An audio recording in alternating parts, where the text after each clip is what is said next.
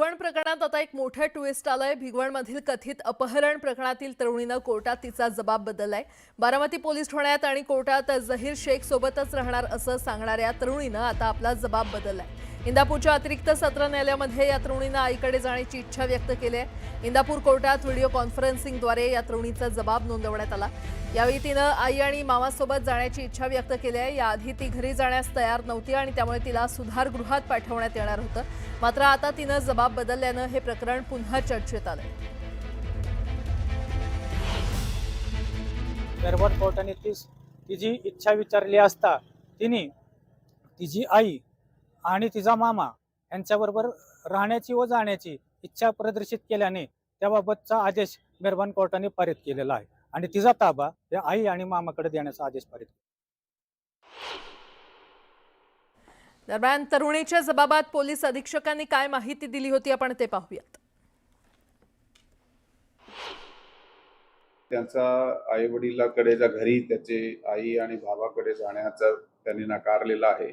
सध्या स्थिती अशी आहे, पुढील त्याचा काय मत आहे त्याला विचारण्यात येईल आणि दुसरे ऑप्शन जसा की जे महिला घर असताय, सॅनिटोरियम असताय, तशी ऑप्शन्स पण आहात।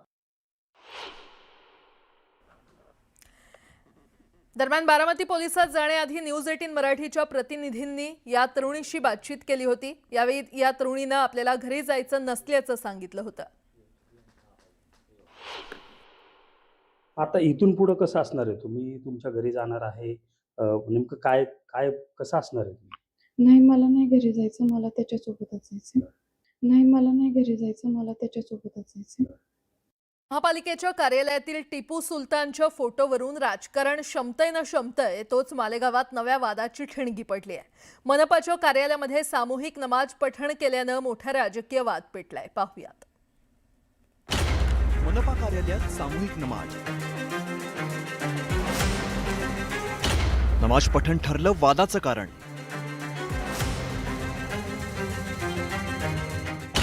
मालेगावात नव्या वादाची ठिणगी। सोशल मीडियावरती व्हायरल झालेला हा व्हिडिओ मालेगाव महापालिकेतील आहे। हे पालिका विद्युत विभागाचं कार्यालय आहे। इथे काही लोकांनी सामूहिक नमाज पठण केल्याचं या व्हिडिओतून समोर आलंय। हा नमाज पठणाचा व्हिडिओ सोशल मीडियावरती व्हायरल झाल्यानंतर वादाला तोंड फुटलंय। भाजपाचे मंत्री नितेश राणे यांनी सामूहिक नमाज पठणावरती जोरदार टीकास्त्र डागलंय। तुम्ही तिथे विकास करण्यासाठी निवडून गेलेला आहेत की धर्म वाढवण्यासाठी निवडून गेलेला आहात? हे जिहाद नाही का? ह्याचाच विरोध आम्ही वारंवार करतोय ना। तुम्ही विकास करण्यासाठी अगर लोकप्रतिनिधी म्हणून लोकांनी तुम्हाला निवडलं असेल तर तुम्हाला नमाज पढण्यासाठी तुमच्या मस्जिदी आता बंद पडल्या आहेत का? तिथे टाळ्या लावल्या आहेत का की तुम्हाला महापालिकेमध्ये मग आम्ही उद्या आमच्या हिंदू राष्ट्रामध्ये मग आम्ही प्रत्येक महापालिकेमध्ये भगवद्गीता वाचायला सुरू करतो ना। मग हिरव्या सापाने थोबाड उघडू नये मग। आता मालेगाव पालिकेत काय घडलं ते पहा। पालिकेचे पथदिवे बंद असल्याची तक्रार करण्यासाठी हे आंदोलक विद्युत विभागाच्या कार्यालयात आलेले होते। विद्युत विभागाच्या अधिकाऱ्यांनी त्यांना चर्चेसाठी बोलवलेलं होतं, पण बराच वेळ वाट पाहून सुद्धा अधिकारी कार्यालयात आले नाहीत। दरम्यान नमाज पठणाची वेळ झाल्याचा दावा आंदोलकांनी केलाय। कॉर्पोरेशन में 3 बजे से हमको बुलाया गया था, उन्होंने खुद बुलाए थे।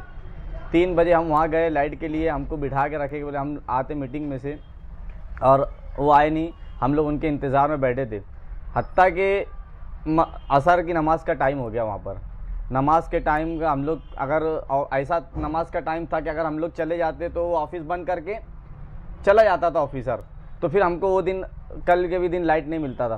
तो वो बात को मद्देनज़र रखते हुए हमने असर की नमाज भी वो जो लाइट डिपार्टमेंट है उसकी ऑफिस में ही अदा की है।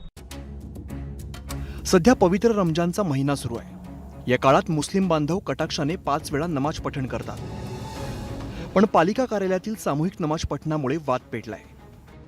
अपने अपने धर्म को मानने का तो आप देख सकते हो कि हर कर्मचारी अपने टेबल के ऊपर अपने भगवान के अपने आस्था के हिसाब से फोटो लगा के रखता है। जब भी कोई रवान आता है या रमजान आता है तो लोग अपने अपने हिसाब से कहीं जगह देख के अपनी अपनी इबादत कर लेते हैं। अब कोई भी इस तरीके से मुद्दे उठाना, कम से कम सरकार में आने के बाद में भारतीय जनता पार्टी ने मुद्दों की बातें करनी चाहिए, कामकाज की बातें करना चाहिए, लोगों का जीवन किस तरीके से भला कर सकते हैं उस तरह की बातें करना चाहिए और जो गलत है उस पर कार्रवाई करना चाहिए। गेल्या काही दिवसांपासून मालेगाव मनपा या ना त्या कारणामुळे चर्चेत आहे। आधी उपमहापौर शाने हिंद यांच्या कार्यालयात टिपू सुलतानचा फोटो लावल्यामुळे वाद रंगला होता। आता सामूहिक नमाज पठणामुळे त्यात नव्या वादाची भर पडली आहे। बब्बू शेख, न्यूज 18 मराठी, मालेगाव।